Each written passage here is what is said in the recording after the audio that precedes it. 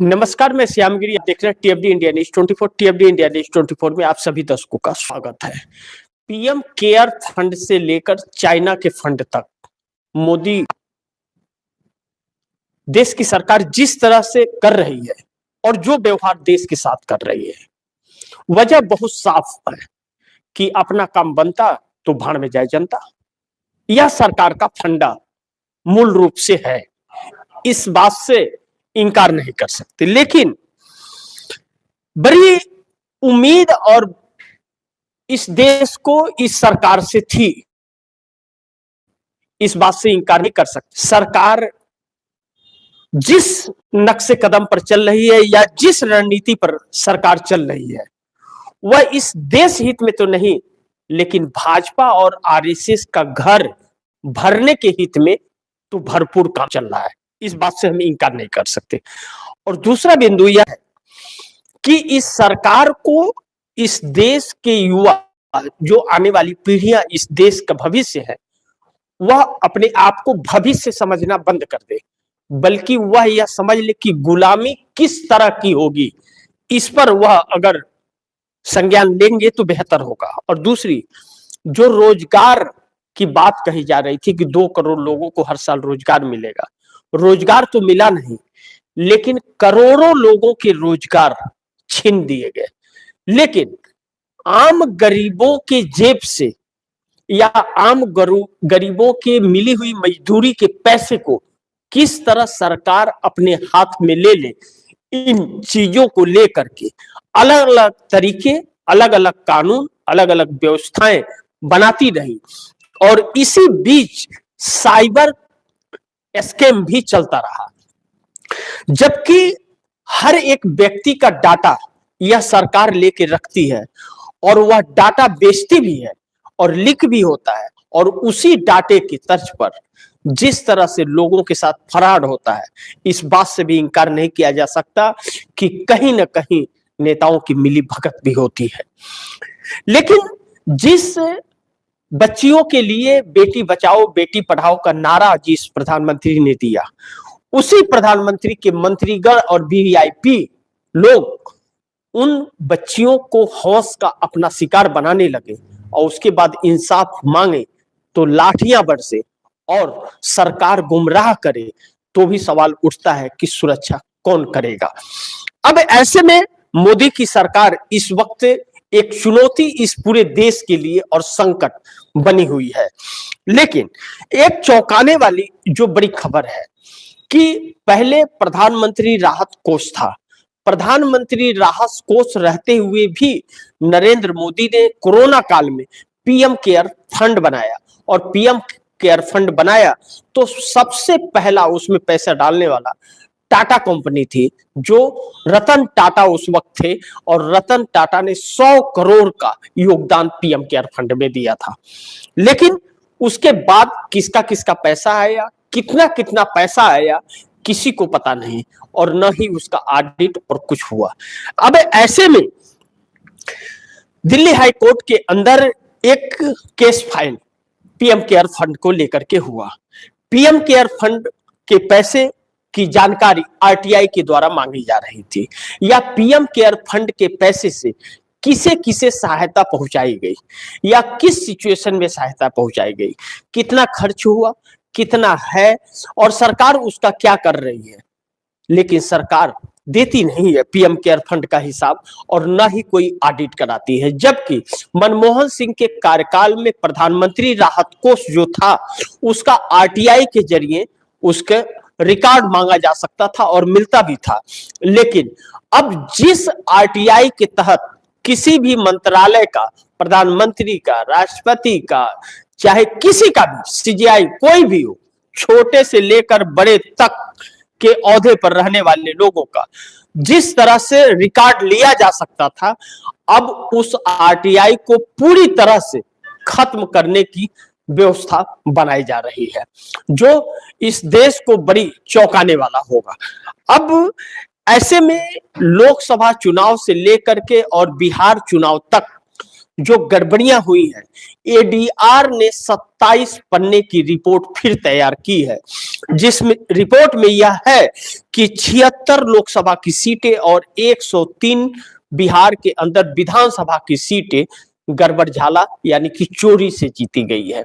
जिस तरह एसआईआर के तहत चुनाव आयोग ने कार्य किया, बिहार के अंदर 65 लाख लोगों के नाम काट दिए और 55 लाख डुप्लीकेट वोटर एक रिपोर्ट के अनुसार तैयार हुए, और उसके बाद में हजारों करोड़ रुपया वर्ल्ड बैंक से लिए हुए कर्ज सरकार ने जनता में लुटा दिए, और उसके बाद भी 103 विधानसभा की सीटें फर्जीवाड़ा से, दादागिरी से, प्रशासन के सहयोग से, चुनाव आयोग की मदद से जीती जाती है, तो भी एक सवाल उठता है कि सरकार यह संवैधानिक है क्या। लेकिन भारतीय जनता पार्टी में कोई भी विपक्ष का आ जाए, कितना भी बड़ा घोटाला हुआ हो, चाहे अजीत पवार ही क्यों न हो, महाराष्ट्र के deputy CM Bharatiya Janata party के साथ गठबंधन में है, हालांकि वह एनसीपी शरद पवार के भतीजे हैं, लेकिन एनसीपी शरद पवार से छीनकर वह भारतीय जनता पार्टी के साथ आ गए और भारतीय जनता पार्टी ने एनसीपी का सिंबल दिला दिया। डिप्टी सीएम है, वित्त मंत्री है वह। अब ऐसे में 70,000 करोड़ का उनके ऊपर घोटाले का आरोप था।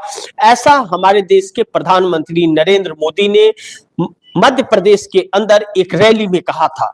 लेकिन इस वक्त मौजूदा मुख्यमंत्री देवेंद्र फडणवीस महाराष्ट्र के, उन्होंने भी कहा था कि 70,000 करोड़ का घोटालेबाज है, जेल में डाल के चक्की पिसवाऊंगा। वह 70,000 करोड़ कहां गया, आज तक उसकी जांच नहीं हुई। लेकिन अजीत पवार ने एक बयान दिया कि यही भाजपा कहती थी कि मैं 70,000 करोड़ का घोटालेबाज हूं, जेल में डाल के चक्की पिसवाएगी, क्यों नहीं कार्रवाई कर रही है, मैं उसी की सरकार में तो डिप्टी सीएम हूं। तो यह कहती कुछ और करती कुछ और है, ऐसा कोई और नहीं, साथ में रहने वाला व्यक्ति आरोप लगा रहा है। लेकिन ऐसे में महेंद्रजीत मालवीय कांग्रेस छोड़ करके भारतीय जनता पार्टी में गए थे, भारतीय जनता पार्टी छोड़ करके फिर कांग्रेस में घर वापसी किए हैं, राजस्थान से आते हैं। राजस्थान सरकार ने एसीबी छापे मरवा दिए। 48 घंटा भारतीय जनता पार्टी छोड़े हुए हुआ था और कांग्रेस में शामिल हुए थे, और 48 घंटे के अंदर कई जगहों ठिकानों पर छापे पड़ गए। सोचिए कि भारतीय जनता पार्टी में है कोई तो उसके ऊपर छापे नहीं पड़ेंगे, कोई कार्रवाई भी नहीं होगी, और भारतीय जनता पार्टी छोड़ भी दिया तो उसके ऊपर कार्रवाइयां शुरू हो जाएंगी। ऐसे में बीजेपी और आरएसएस के साथ में बैठक चीन के प्रतिनिधिमंडल का, यह एक बहुत बड़ा सवाल खड़ा कर रहा है कि आखिर चीन के प्रतिनिधिमंडल से भाजपा और आरएसएस क्यों मीटिंग किए। भाजपा के नेता भाजपा दफ्तर में, उसमें आरएसएस के लोग भी शामिल थे, लेकिन आरएसएस के दफ्तर में भी उसके बाद 2 घंटे की बैठक। यह बात समझ नहीं आई कि आरएसएस क्यों चीन के प्रतिनिधिमंडल से बैठक कर रहा है और भारतीय जनता पार्टी के नेता क्यों बैठक कर रहे हैं। इसको लेकर के कांग्रेस के पवन खेड़ा ने प्रेस कॉन्फ्रेंस किया, तकरीबन आधे घंटे का प्रेस कॉन्फ्रेंस है। मैंने आज 11 बजे उस कार्यक्रम को चलाया था, आप दर्शकों ने देखा भी भारी मात्रा में, और आगे भी आप देख ही रहे हैं उसे। लेकिन पवन खेड़ा ने उठा दिया कि आखिर भाजपा के नेता क्यों बैठक कर रहे हैं और आरएसएस क्यों बैठक कर रहा है। क्या लाल आंखें प्रधानमंत्री ने दिखाई या फंड की बातचीत चल रही है, क्योंकि आरएसएस और भाजपा का घर पूरी तरह से भर रहा है, लगातार भर रहा है, फंड आ रहा है, कोई पीएम केयर फंड में डाल रहा है, तो कोई भाजपा के फंड में डाल रहा है, कोई आरएसएस के फंड में डाल रहा है। देश को लुटा करके अपना घर भर रहा है भाजपा और आरएसएस, जो आने वाले वक्त के लिए शुभ संकेत नहीं दे रहा है। ऐसे में देश कंगाल और भाजपा आरएसएस मालामाल हो रही है। ऐसे में 4 अहम मुद्दे हैं जिस पर हम लोग को विस्तार से चर्चा करना बहुत जरूरी है, क्योंकि इस वक्त बेरोजगारी की मार बढ़ रही है और शेयर मार्केट धड़ाम धड़ाम धड़ाम धड़ाम धड़ाम गिर रहा है, टूट रहा है लगातार, और लोग बेरोजगार होते जा रहे हैं। रोजगार की कोई व्यवस्था नहीं है, रोजगार इस सरकार को देना नहीं है, लेकिन अलग अलग हथकंडे अपना करके इस देश को लूटने की व्यवस्था जरूर बना रही है। ऐसे में पहले हम इस बात पर जिक्र करें कि आरटीआई को पूरी तरह से खत्म करने की तैयारी की जा चुकी है और दिल्ली हाई कोर्ट का फैसला पीएम केयर फंड पर जो आया है, मोदी का झोला बंद ही रहेगा। इसलिए भी यह चीजें कही जा रही है कि पीएम केयर फंड को का पहले जो मैंने संबोधन में आप दर्शकों को बताया कि प्रधानमंत्री राहत कोष हुआ करता था, तो उसका ऑडिट होता था। कोई भी आरटीआई के जरिए उसका डिटेल्स निकाल सकता था, पूरी डिटेल्स निकाल सकता था, उसमें कितना फंड आया, किसका फंड आया, कितना खर्च हुआ, यह सारा डिटेल्स लिया जा सकता था। बाकी आरटीआई के जरिए मंत्रालय का भी आप डिटेल ले सकते थे, प्रधानमंत्री का, राष्ट्रपति का, किसी मंत्री का, किसी नेता का, किसी सांसद का, विधायक का, किसी प्रधान का आरटीआई के जरिए आप निकाल सकते थे। अब उस आरटीआई के माध्यम को, जो आरटीआई का माध्यम एक था, आरटीआई जो आम जनता को अधिकार देता था, वह बंद करने की पूरी तैयारी हो चुकी है। आरटीआई को ही बंद कर दिया जाएगा, यानी कि आप कोई भी सूचना नहीं निकल पाओगे।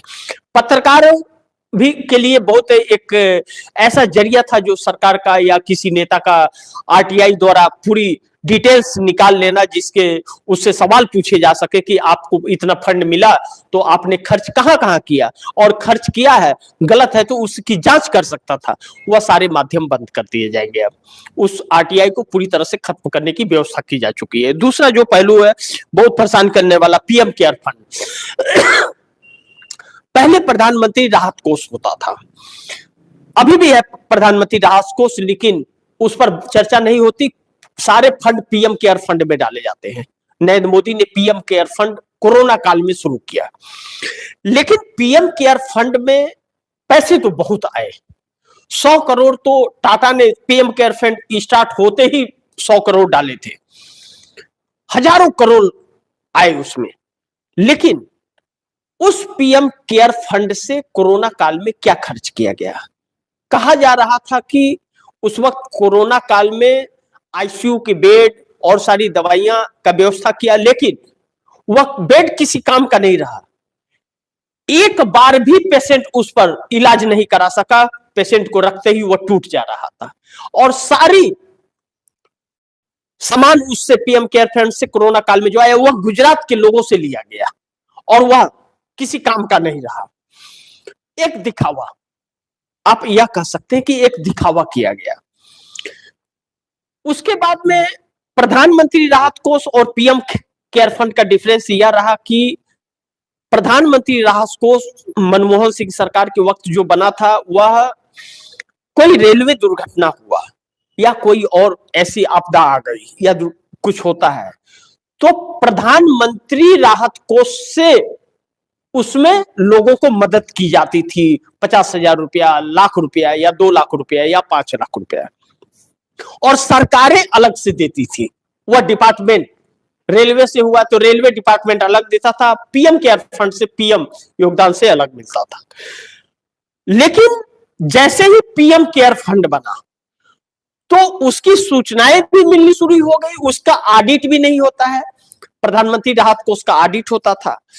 अब सवाल यह है कि पीएम केयर फंड में जो पैसे आए हुए हैं या जो आ रहे हैं, कौन दे रहा है पीएम केयर फंड में पैसा, इसका किसी को पता नहीं। ऑडिट नथिंग, नहीं हो रहा है, उसका हिसाब नहीं दे रहा है। अब हाई कोर्ट भी कह दे कि नहीं आप हिसाब नहीं ले सकते, पब्लिक प्रॉपर्टी नहीं है, तो क्या इन नेताओं के पप्पा जी उसमें पैसे दे रहे हैं या यह नेता अपने घर से उसमें पैसे ला रहे हैं? पब्लिक नहीं दे रही तो कौन दे रहा है? कौन दे रहा है उसमें पैसे? प्रधानमंत्री अपनी सैलरी उसमें डालते हैं पीएम केयर फंड में, कौन देता है? यानी कि कानून व्यवस्था से दिन प्रतिदिन भरोसा और विश्वास टूटता जा रहा है कि वह भी दलाली करने पर उतारू है और आमदा हो चुका है। यह दुर्भाग्य इस देश का है और इस देश को कीमत चुकानी पड़ेगी इस सरकार को लाने का। जो मोदी सरकार को लाई है इस देश की जनता ने, उसकी कीमत उसे गुलामी करके चुकानी पड़ेगी। इस बात से इनकार नहीं किया जा सकता और यह सरकार गुलाम बना करके छोड़ेगी। अभी तो आपने 10-12 सालों में जो देखा है वो ट्रेलर है, पिक्चर तो बहुत भयावह होने वाली है। जिस तरह से चाइना के प्रतिनिधिमंडल से आरएसएस मिल रहा है, जो इस देश का सबसे बड़ा दुश्मन है एक तरह से कहा जाए तो, जो जहर फैलाने का इस देश में सबसे अहम भूमिका निभाता है। और अब तो सरकार, नेता तो नेता, इस देश का राष्ट्रीय सुरक्षा सलाहकार, जो पूरी सुरक्षा का मालिक है देश का, और जो प्रधानमंत्री को सलाह देता है, वह इस देश में आग लगा रहा है और भड़का रहा है। तो सोचिए कि वक्त कहां से कहां जा रहा है। दूसरी चीज कि क्या पीएम केयर फंड का ठीक है हिसाब नहीं दे रहे, तो मोदी अगर जाएंगे तो क्या झोला में भर करके मोदी उसको लेकर के चले जाएंगे पीएम केयर फंड का? ऐसा हो सकता है? ऐसा तो हो नहीं पाएगा। और ऐसा भी नहीं है कि सत्ता बदल जाएगी तो पीएम केयर फंड का डिटेल नहीं मिलेगा।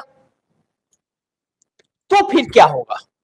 यानी कि यह लोग यह सोच के बैठे हैं कि सत्ता इनका बदलेगा नहीं, अब कभी इनका सत्ता इनके हाथ से नहीं जाएगा, यह मान करके यह बैठे हुए। तो सोच लीजिए, अगर यह सोच के कोई व्यक्ति बैठा है और यही सोच के सारे काम कर रहा है, तो कितना खतरनाक मोड़ पर यह देश है, इससे आप अंदाजा लगा सकते हैं। दूसरी चीज कि लोकसभा चुनाव से लेकर के बिहार चुनाव तक बड़ा खेल हुआ है।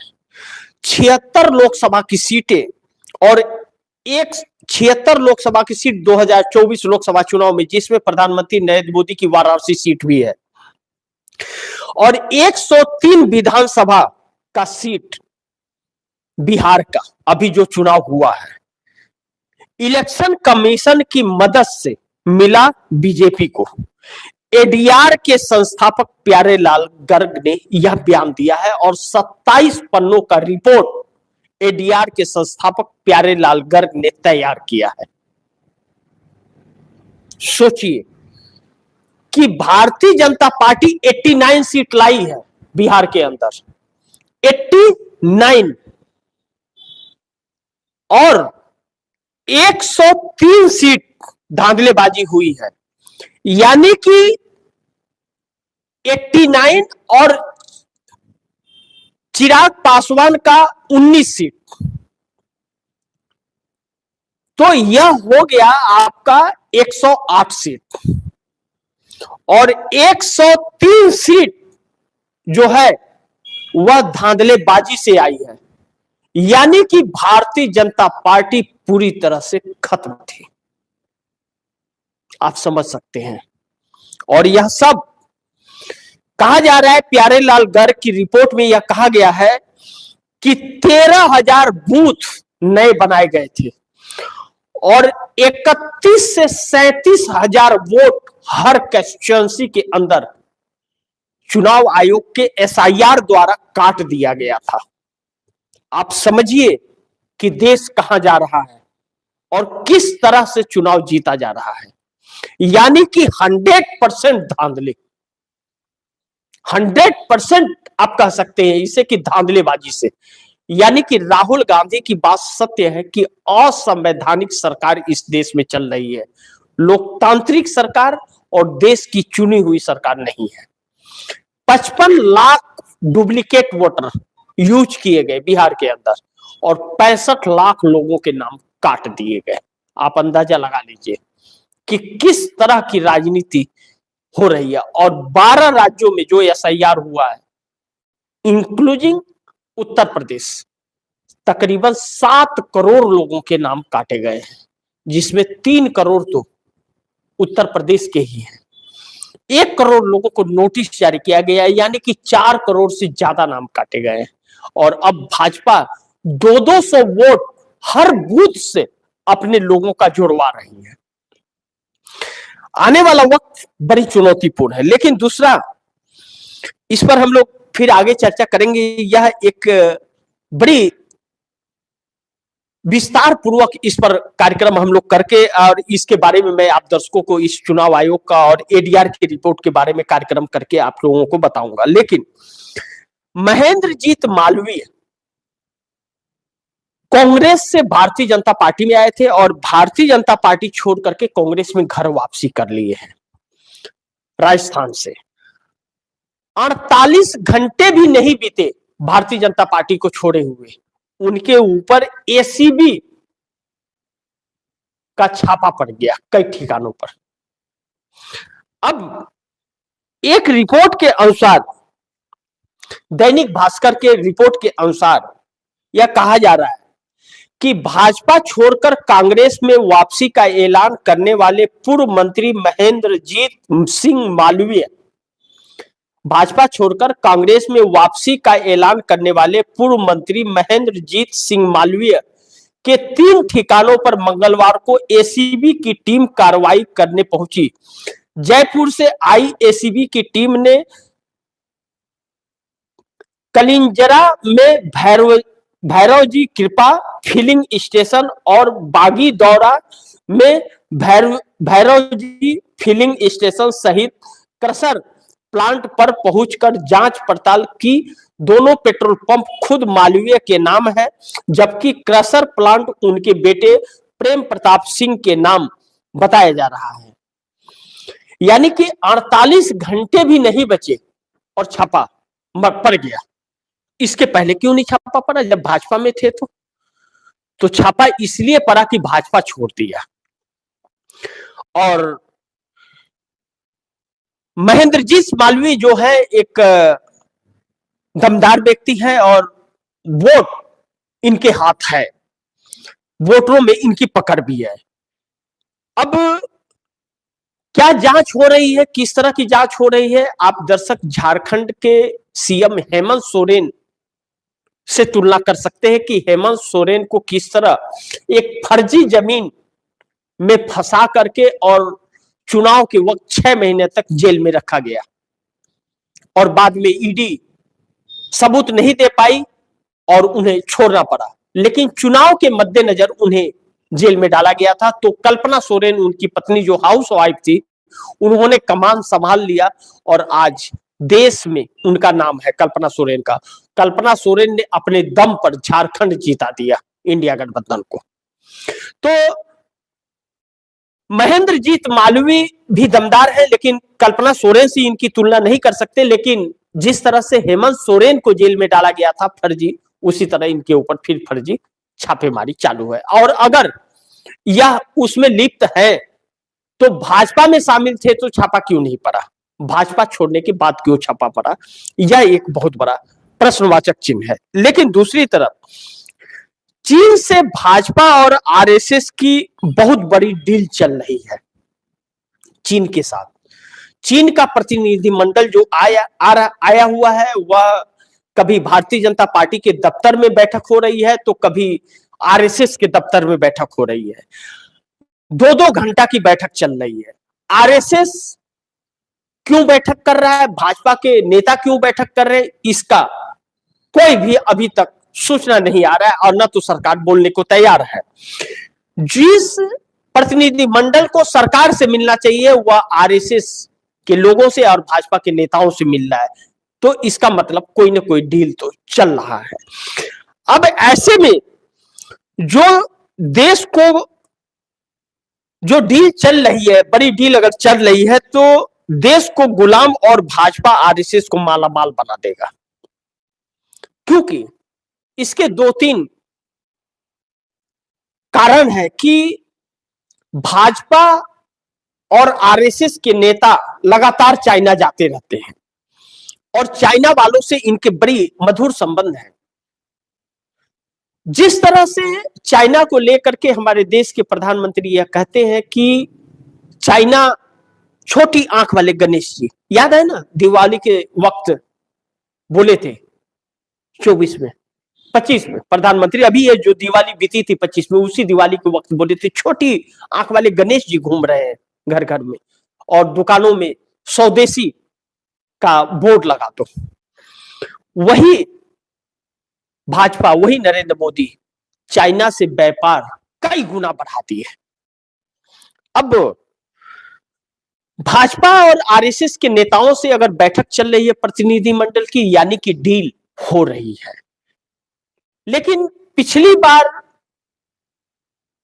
चाइना के राष्ट्रीय अध्यक्ष के साथ नरेंद्र मोदी झूला झूल रहे थे तो गलवान हो गया, और इस बार बैठक हो रही है तो अरुणाचल प्रदेश और जम्मू कश्मीर पर अपना हक जता रहा है चाइना।